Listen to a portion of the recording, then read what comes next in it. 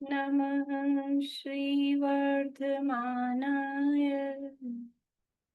निर्धूत कलिलात्मने सालोकानां त्रिलोकानां यद्विद्यादर्पणाय ते यद्विद्यादर्पणाय ते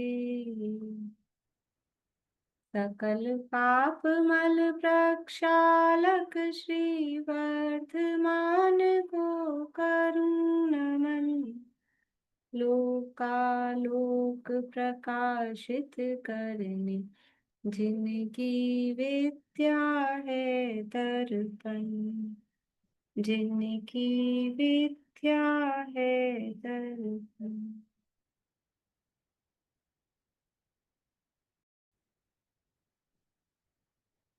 रत्नकरण शावकाचार्य नामक ही ग्रंथ है, आचार्य समंतभद्र स्वामी द्वारा रचित। इसके अंतर्गत छठा भावना अधिकार चल रहा है और भावना अधिकार में अनेक प्रकार की भावनाओं के विस्तार से चर्चा कर रहे हैं। इसके अंतर्गत तप भावना की चर्चा अपनी चल रही थी। काफी विस्तार से इस तप भावना का वर्णन किया। 6 प्रकार के बहिरंग और 6 प्रकार के अंतरंग तपों का विस्तार से वर्णन किया और अंतिम जो तप है ध्यान तप, उसमें धर्म ध्यान का प्रकरण यहाँ अपना चल रहा है।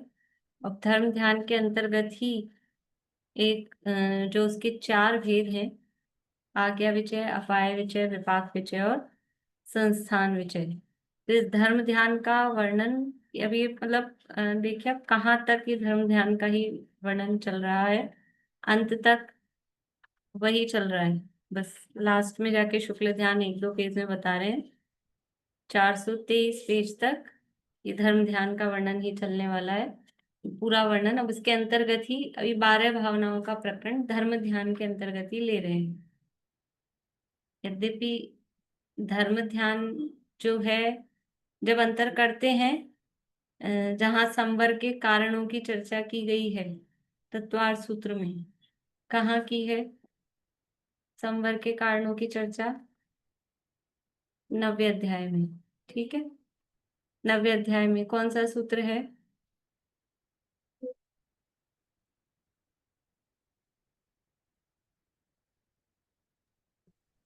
ऐसे तो याद नहीं। शुरू से बोल, मुझे याद है। आश्रम निरोध है संवर स गुप्ती समिति धर्मानुप्रेक्षा परिसजय चारित्रयी।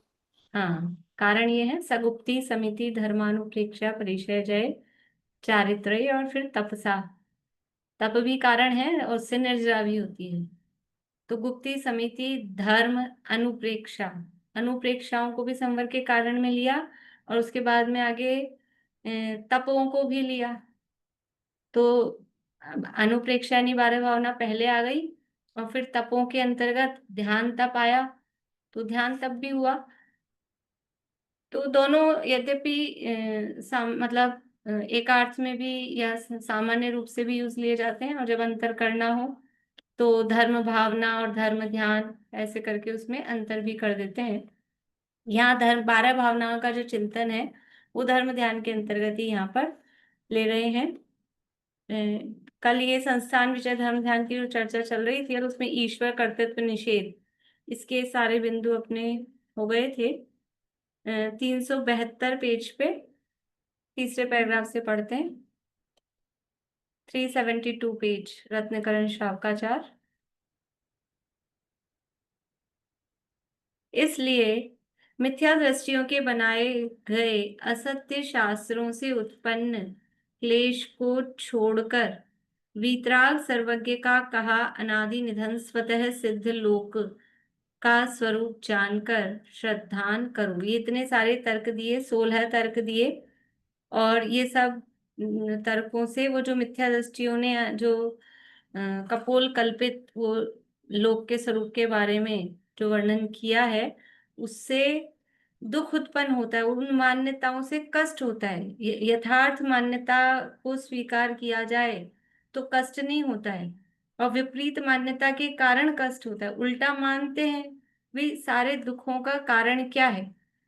पर पदार्थ को अपना मानते हैं, पर पदार्थ अपने अनुसार परिणमित हो ऐसा मानते हैं, और ये मान्यता विपरीत है, ये वस्तु का स्वरूप नहीं है ऐसा, क्योंकि उनका परिणमन किसी की इच्छा से नहीं होता है, उनका परिणमन उनकी अपनी योग्यता से होता है, प्रत्येक वस्तु का परिणमन।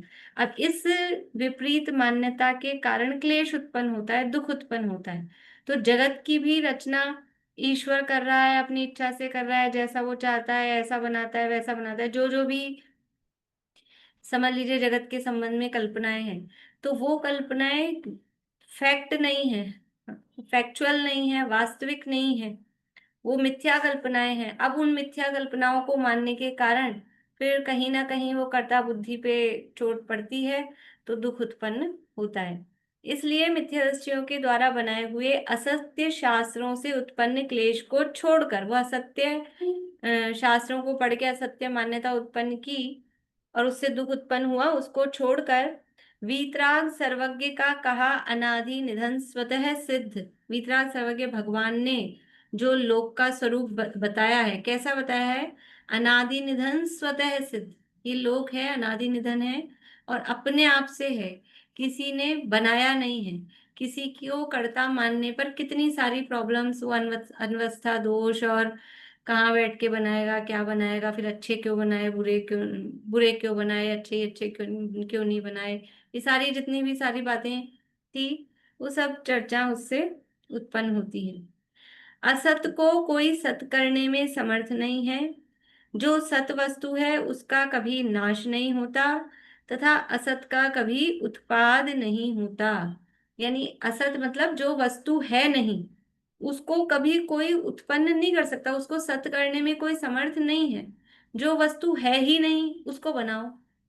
आप नाम बताओ ऐसी वस्तु जो दुनिया में नहीं हो, मैं उसको बनाकर बताऊंगी। नाम बताओ, बोलो कौन सी वस्तु नहीं है, उसका नाम बता दीजिए आप, तो मैं उसको बना दूं। कि उसका नाम बताएंगे तो वो सत हो जाएगी ना। एक तर्क ये भी दिया था ना कि जितने नाम होते हैं उतनी वस्तुएं होती है दुनिया में, ये बिना नाम के वस्तु नहीं होती है। उतनी तो होती है, नाम तो संख्यात ही है। तो कोई असत वस्तु है कि जिसकी सत्ता ही दुनिया में नहीं है, उसको कोई उत्पन्न नहीं कर सकता, उसको सत सत यानी उसको विद्यमान, उसको उत्पन्न करने में समर्थ नहीं है। और जो सत वस्तु है, जो है, उसका कभी नाश नहीं होता। जो वस्तु है बोल रहे ना, है, सत मीन्स है, अस्तित्व, वो है। जब वो है तो उसका नाश कभी कोई नहीं कर सकता, उसका कभी नाश नहीं होता। क्यों नहीं नाश होता वस्तु का कभी भी? वस्तु, हमने तो वस्तुएं नष्ट होती हुई देखी हैं, प्लेन क्रैश हो गया, प्लेन नष्ट हो गया, हमने तो वस्तुएं नष्ट होती हुई देखी। क्यों नहीं नाश होता है किसी वस्तु का कभी? रश्मि जी, क्यों नहीं नाश होता है, या होता है? ये तो कह रहे हैं नहीं होता है। आवाज आवाज बंद है आपकी। क्योंकि अनादि से है, ये कभी नष्ट होने वाली ही नहीं है। ठीक है, बोलिए। अस्तित्व गुण के कारण। अस्तित्व गुण के कारण, अस्तित्व नाम का एक गुण है ना, वो अस्तित्व गुण उस वस्तु को बनाए रखता है। जिस शक्ति के कारण द्रव्य न तो कभी किसी से उत्पन्न होता है, न कभी उसका नाश होता है, उसका नाम है अस्तित्व गुण। तो जो सत वस्तु है यानी जिसमें अस्तित्व गुण है, और सब में अस्तित्व गुण है, फिर वो प्लेन का क्या हुआ? कि प्लेन वो वस्तु नहीं है, प्लेन है, वो पर्याय है। पर्याय नष्ट होती है, लेकिन मूलभूत जो पुद्गल द्रव्य है उसका कभी भी नाश नहीं होता। जो सत वस्तु है उसका कभी नाश नहीं होता, तथा असत का कभी उत्पाद नहीं होता। असत मतलब जो है नहीं, गधे के सींग के हम बना देंगे, आजकल तो सब संभव है और एआई सब कर देता है, ये सब हो जाता है। कि वो गधे के सिर पे सींग कभी नहीं उग सकते हैं दुनिया में, गधा अलग होगा, सींग अलग होगा। आप अपनी कल्पना में गधे के चित्र पे सींग बना दो, वो एक अलग बात है। लेकिन असत का कभी उत्पाद नहीं होता। ये उत्पाद विनाश तो पर्याय आर्थिक न्याय से कहे जाते हैं। ये आ गया कि ये वो उत्पाद विनाश कहा ना, प्लेन क्रैश हुआ तो वो तो नाश हो गया। कि जो नाश कहा जा रहा है ये पर्याय आर्थिक न्याय, मतलब वो पर्याय का कहा जा रहा है।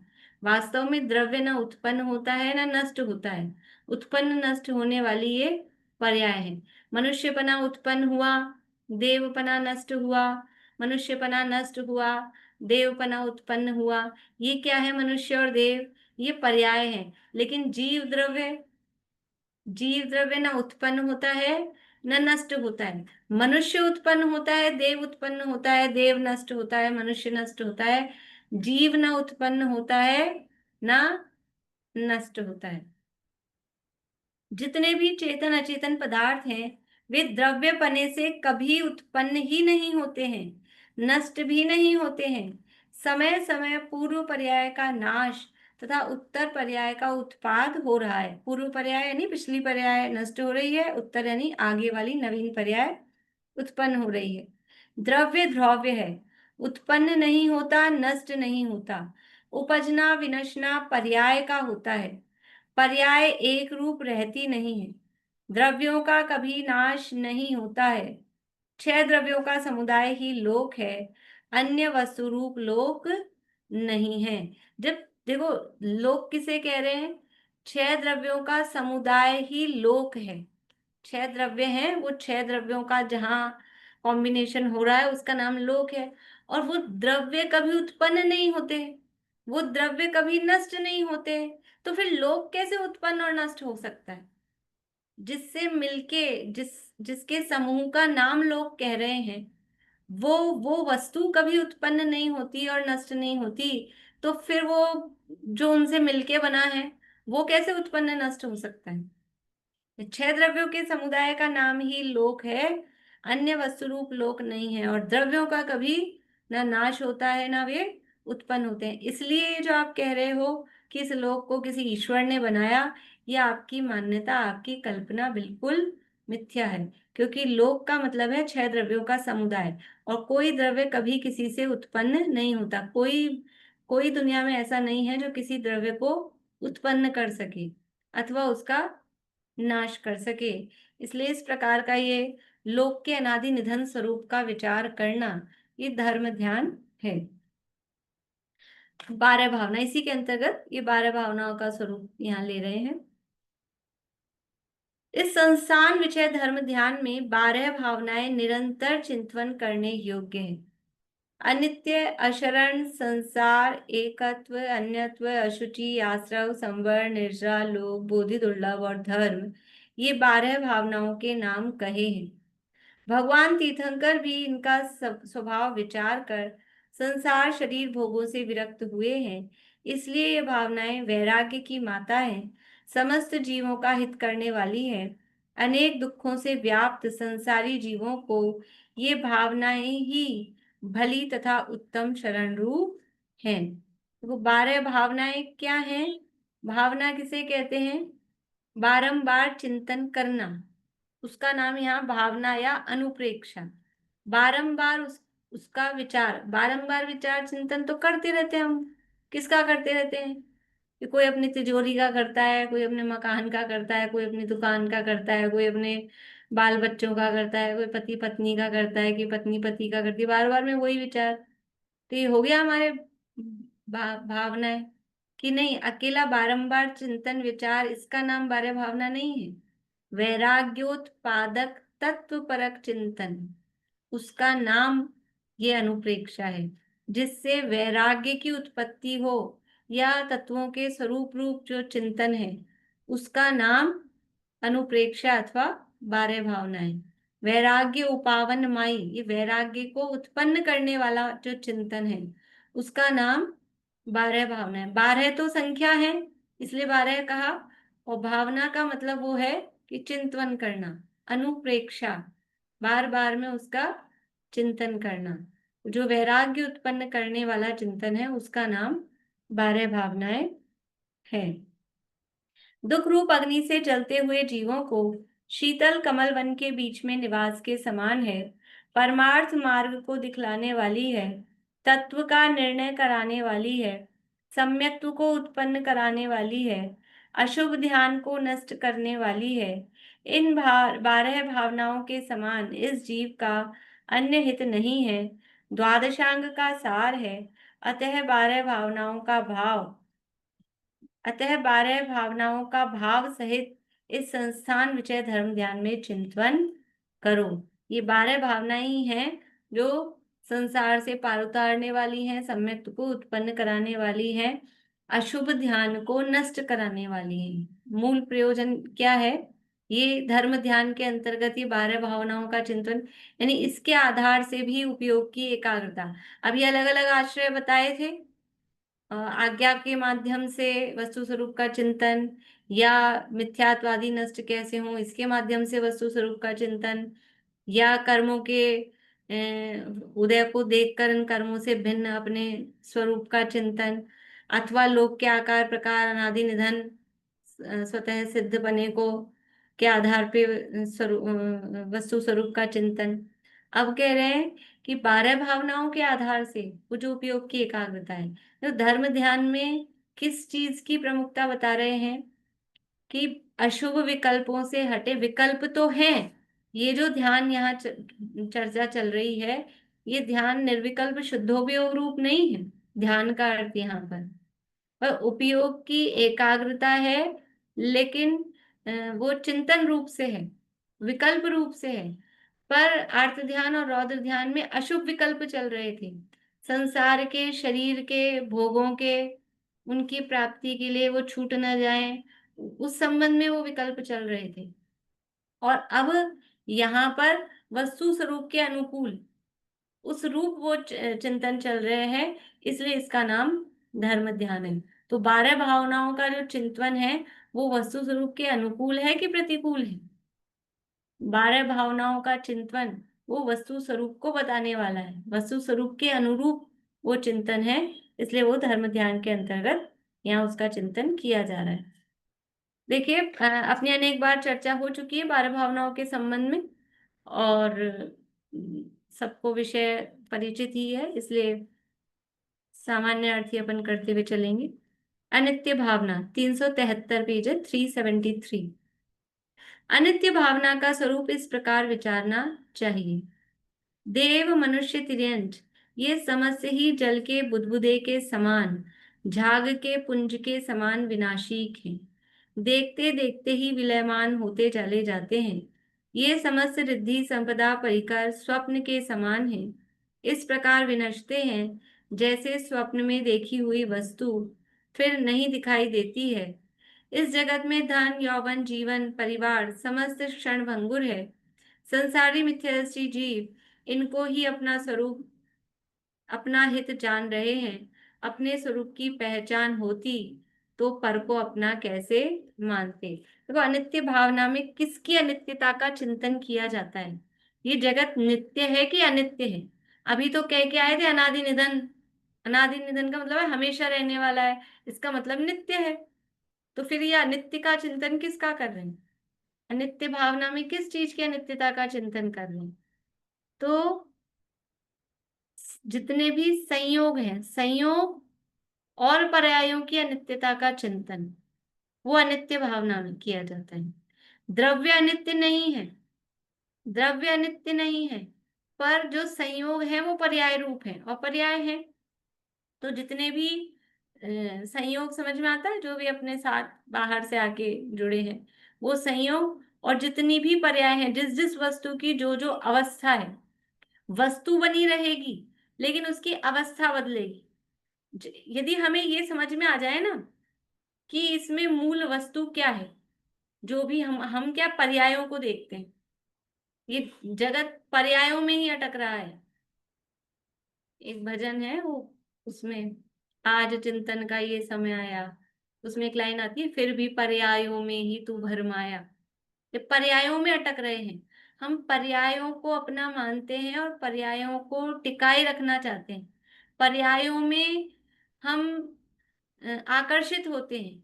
लेकिन यदि ये स्वरूप समझ में आ जाए कि पर्याय है, इसकी लाइफ कितनी है, पर्याय का जीवन कितना होता है कि पर्याय का जीवन एक समय का है, एक समय बाद वो बदलेगी बदलेगी बदलेगी, लंबी चली दिखती है लेकिन वो हर समय वास्तव में बदल रही है। तो पर्याय का स्वरूप ही ये है कि वो नष्ट होगी। तो यदि उसके स्वरूप को स्वीकार कर लिया जाए तो दुख नहीं होता है, और यदि ये स्वरूप नहीं माना जाता है और उस पर्याय को ही अपना मानते हैं, तो उसको टिकाए रखने की कोशिश करते हैं, तो दुखी होते हैं। तो अनित्य भावना में ये विचार करना चाहिए क्या, कि जितने भी संयोग हैं, ये समझ लो, ये दो शब्द में कह दिया, जितने भी संयोग हैं और जितनी भी पर्याय हैं। अब उसको यहाँ खोल खोल के बता रहे हैं कि देव मनुष्य तिर्यंच। अब ये क्या है, ये अवस्था है, पर्याय है। तो वो पर्याय कैसी है, उसके लिए उदाहरण ये कार्तिकेय अनुप्रेक्षा में पहली जो अनित्य अनुप्रेक्षा है, बहुत सारी गाथाएं इस तरह की दी है, उसी के में ये उदाहरण सब दिए हैं कि कैसे हैं जल के बुदबुदे के समान पानी में बुलबुला आ जाए कितनी देर रहता है। झाग, वो बच्चे नहीं खेलते हैं वो ऐसे झाग बनाते हैं, तो एक सेकंड के लिए वो टिकता है, उसको पकड़ने की कोशिश करता है, इतने में चला जाता है। ऐसे ये विनाशिक हैं। और जितनी भी रिद्धि संपदा, ये सब स्वप्न के समान है। जैसे स्वप्न में कोई वस्तु देखी बहुत अच्छा आलीशान सब रिद्धि, और वो आंख खुली और सब गया, ऐसे ही ये सब क्षण भंगुर हैं। संसारी जीव इनको ही अपना स्वरूप, अपना हित जान रहे हैं।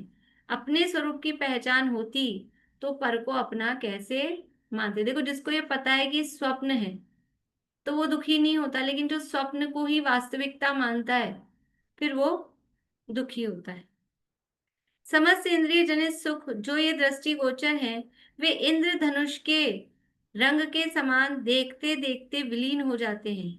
यौवन का जोश संध्या काल की लाली के समान क्षण क्षण में नष्ट होता जाता है। अतः ये मेरा ग्राम, मेरा राज्य, मेरा घर, मेरा धन, मेरा कुटुंब, ऐसा विकल्प करना महामोह का प्रभाव है।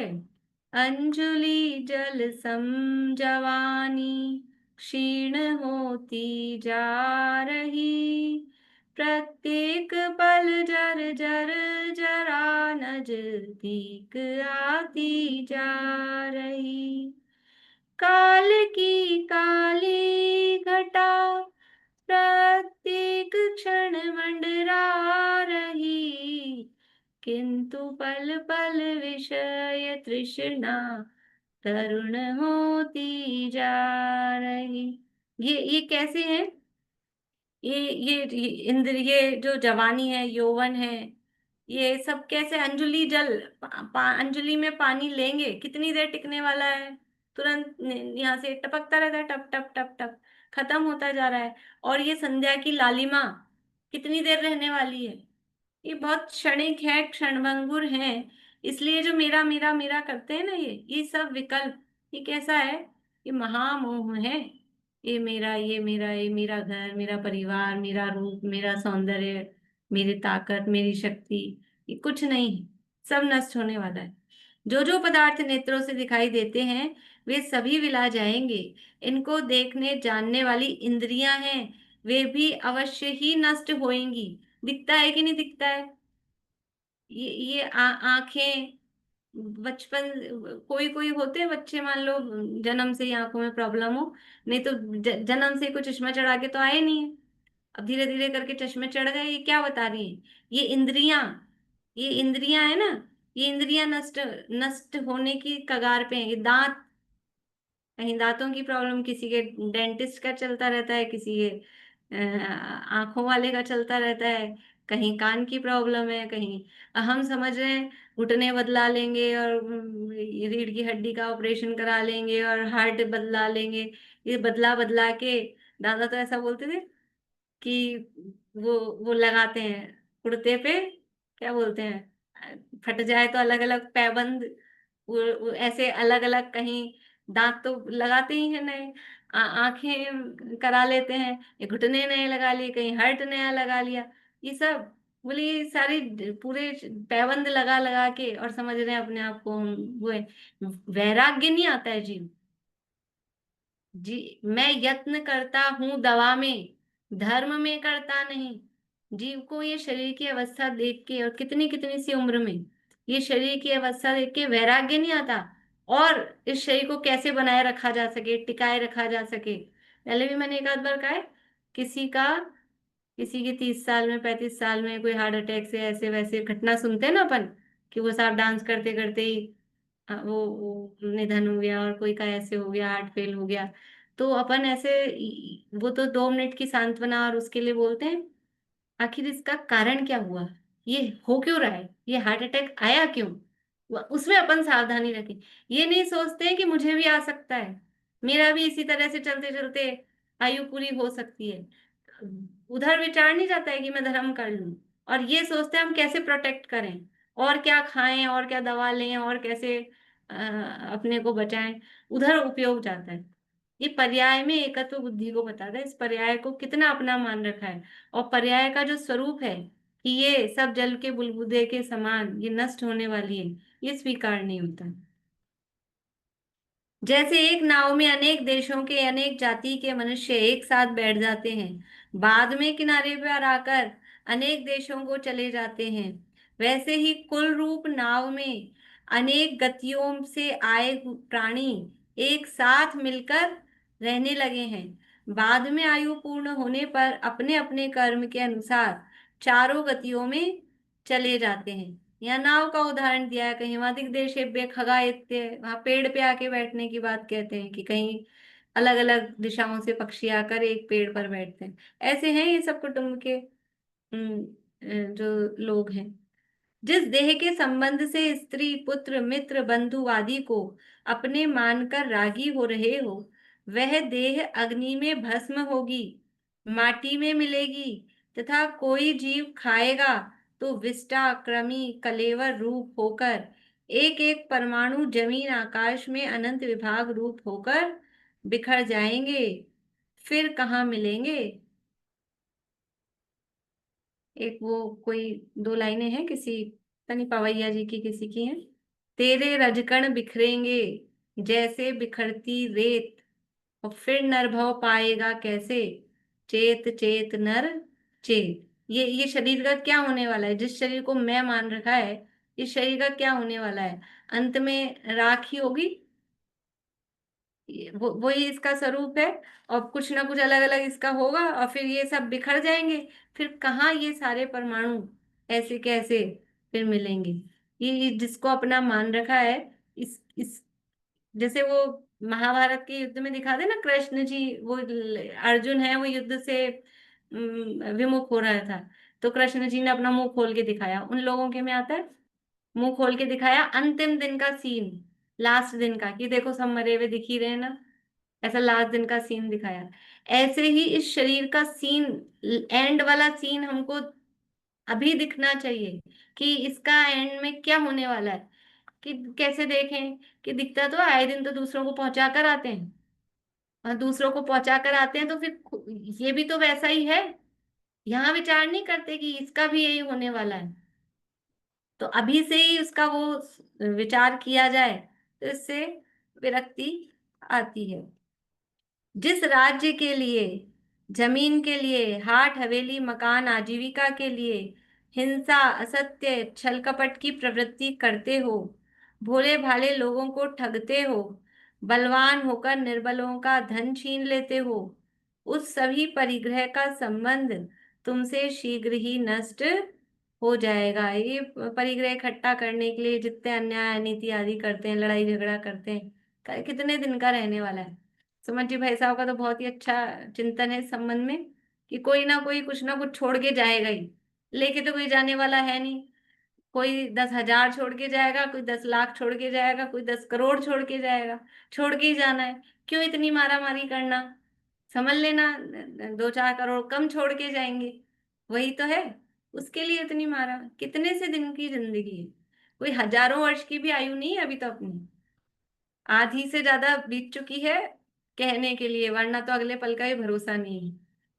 लेकिन एक वैसा देखा जाए सामान्य रूप से, आधी से ज्यादा बीत चुकी है, कितने से दिन की जिंदगी है, उसके लिए ये वो मारा मारी, यहाँ वहां, ये बनाऊं, ये करूं, ये मकान, ये दुकान, ये फैक्ट्री, क्या करना है।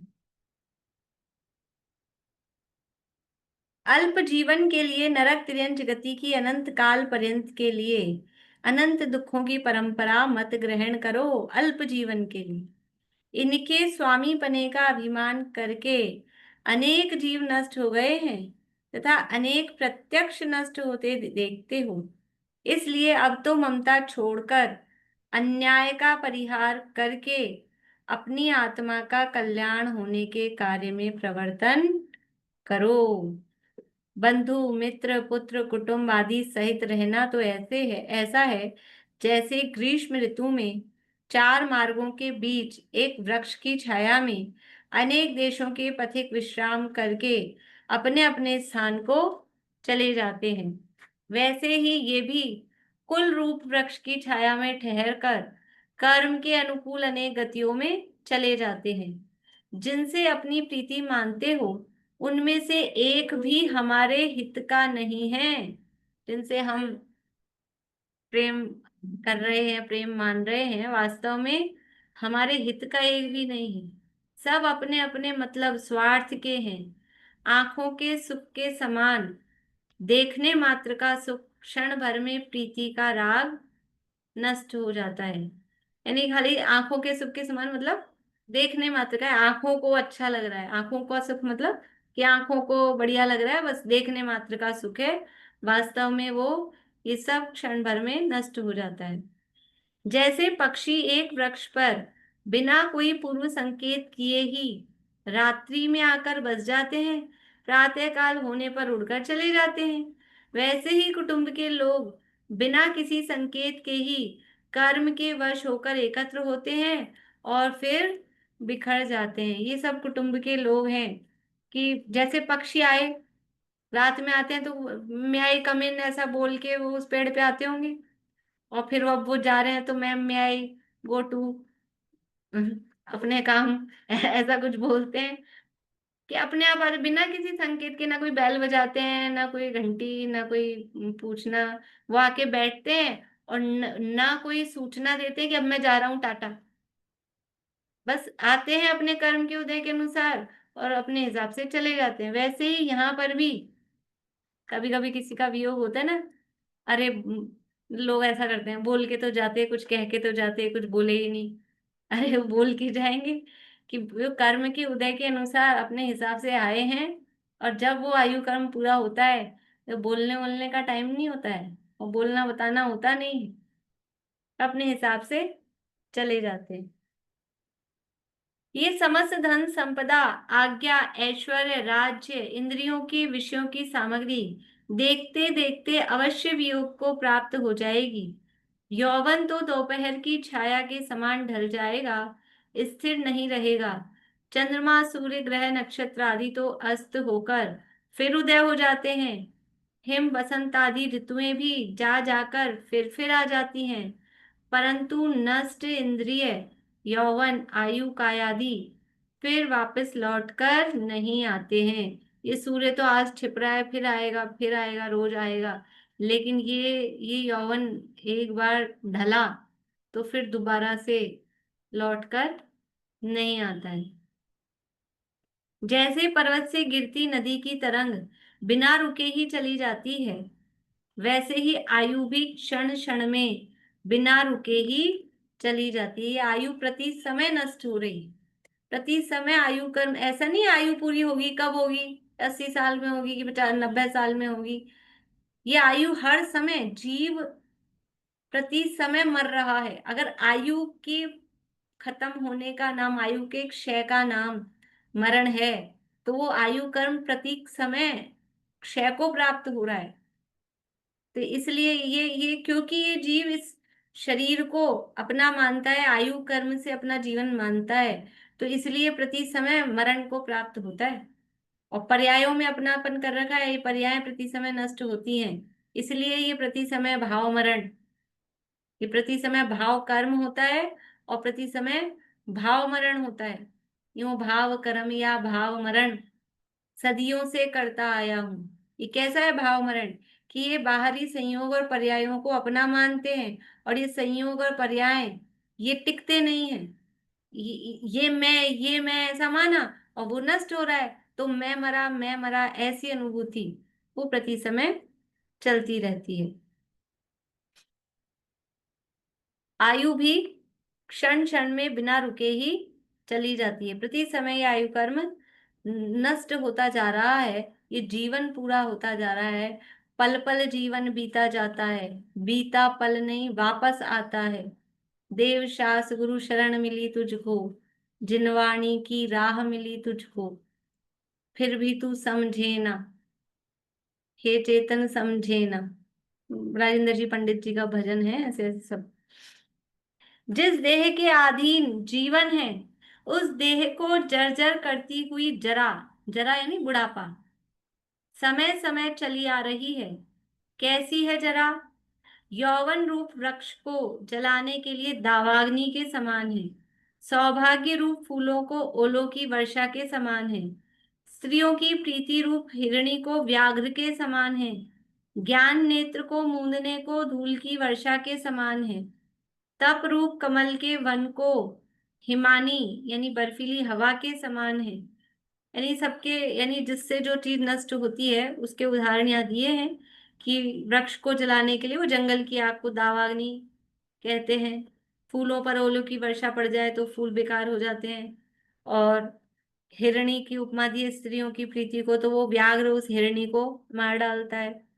ज्ञान नेत्र, धूल आ जाए तो नेत्र बंद हो जाते हैं, तो धूल की वर्षा कहा। और कमल जो है उसको बर्फीली हवा वो नुकसान पहुंचाती है। दीनता उत्पन्न करने की माता है, तिरस्कार बढ़ाने को धाय के समान है।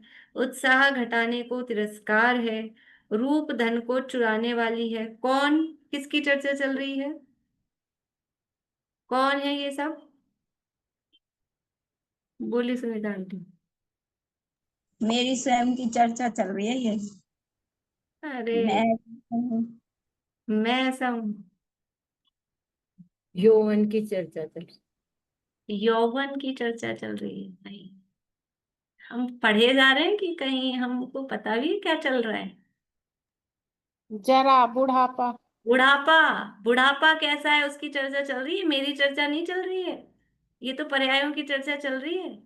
ये बुढ़ापा कैसा है, ये बुढ़ापा यौवन को नष्ट करने वाला है, उसकी चर्चा चल रही है। उसके लिए उपमाएं दी जा रही है। उपमा में घूम रहे हैं, पता ही नहीं चल रहा किसकी चर्चा चल रही है। ऐसा मत करिए, देखिए ध्यान से। रूप धन को चुराने वाली है, बल को नष्ट करने वाली है, जंघा बल को बिगाड़ने वाली है, आलस को बढ़ाने वाली है। बुढ़ापा आ जाता है तो प्रमाद, ऐसा रहता है ना, आलस प्रमाद। जवानी में फुर्ती रहती है। स्मरण शक्ति को नष्ट करने वाली यह जरा वृद्धावस्था ही है। आ गई ना? ऊपर भी कहा था कैसी है जरा, और फिर लास्ट में कह दिया यह जरा यानी वृद्धावस्था। ये वृद्धावस्था ऐसी है। मौत से मिलाने वाली दूती के समान जरा के आने पर भी अपने आत्महित को विस्मरण करके निडर हो, यह बड़ा अनर्थ है कि ऐसी बुढ़ापा आ गया। कौन है ये? मृत्यु की दूती, मृत्यु का दूत आ गया है। तो वो दूत आ गया मतलब वो भी आने वाला है। दूत आया है, अब वो भी आने वाली है, और फिर भी बेफिक्र होकर निडर हो रहे हो अपने आत्महित को भूलकर। ये बड़ा अनर्थ है, ये तो बड़ा आश्चर्य है। बारंबार मनुष्य जन्मादि सामग्री नहीं मिलेगी।